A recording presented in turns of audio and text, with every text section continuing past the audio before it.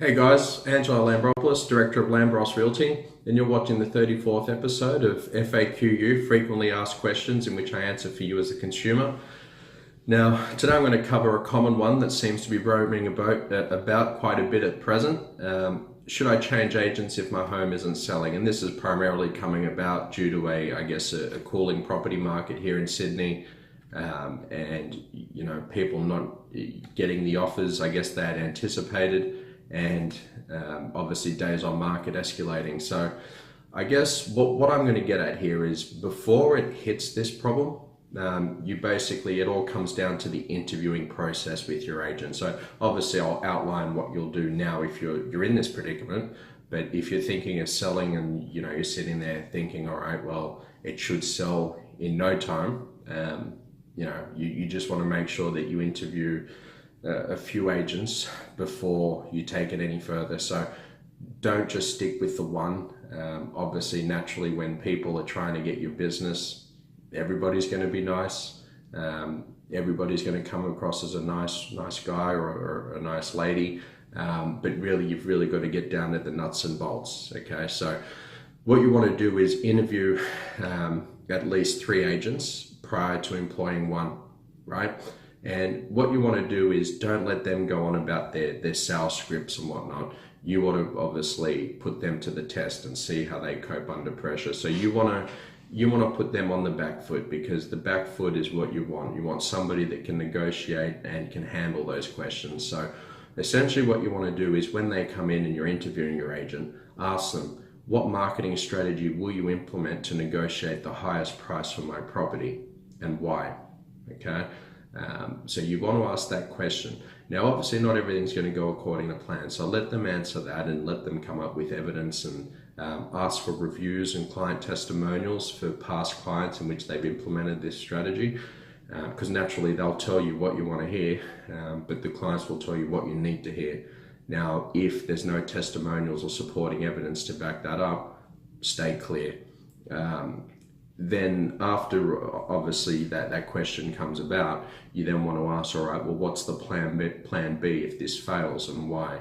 So you want to find someone that can handle problems, issues, and come up with strategies and solutions around them. Now, if you've interviewed a few agents and there was an agent there that was quite compelling with their strategy and sort of blew your socks off with their answer, and they could justify what they were saying and had proof to justify what they had done, you stick with them. And I pose this to you, it then comes back upon you as the seller. Okay, so could it be a case of unrealistic price expectations? All right, are you not in tune with the fact the market's falling? So if you're sort of sitting there waiting for the dream price, do you move agents waiting and going with someone else? No, because you've obviously done your research. If you trust this agent and they've convinced you as to why they're the best, and they've been able to justify it, not just tell you, it'd be crazy to list with someone else, because what happens more often than not in these scenarios, and almost always I dare say, is you change agents and you end up selling for less later, right? So I guess before you employ an agent, as I said, ask that question. What marketing strategy will you implement in order to negotiate the highest price for my property? Okay, and if it fails, what's your plan B? Make sure you've got testimonials and client feedback from previous clients that have dealt with this agent to justify this. Okay, now if you're already in the predicament and you're sort of 3 months in a campaign and you think, all right, well, what's going on? It's not selling. As I said previously, if you've interviewed your agent, done the right thing, and you were convinced they were the right one for you, don't change. Just understand the market's cooling, and it's just a case of days on market have escalated without a doubt. It could be your property perhaps isn't as appealing as the others. There could be easement issues. There could be main road issues, which are naturally they take longer to sell at the best of times. Now, if you haven't interviewed your agent and it was a case of selecting them because they seem nice and they've got all the sales in the area, you know what, that doesn't really justify how strong or how good one is, because we're talking change market conditions. what you've really got to look at is the individual, right? And seeing how strong that individual is. So if you haven't asked those questions upon your interviewing process to begin with, and you know the agent you selected is, you're sort of sitting there now watching this video thinking, you know what, there wasn't a plan B. They were adamant their plan A works, but now we're just sort of lingering, and there's no, you know, there's no solutions or ideas or things to change. I would suggest you interview other agents and then see what they have to say. But, you know, ask the question as I stated before, right? You want to make sure, you know, you want to see proof to what they're saying. Interview at least another 3 agents. Pick the one that you think is competent and presents himself well and has the skill set to handle the negotiation on your behalf. And obviously stick with them. And what you'll find is there's probably a good chance you'll end up selling with that new agent of selection, and perhaps selling for a little more than you had anticipated with the existing agent. So I guess, I hope I haven't confused you guys with this topic, but I hope that makes sense.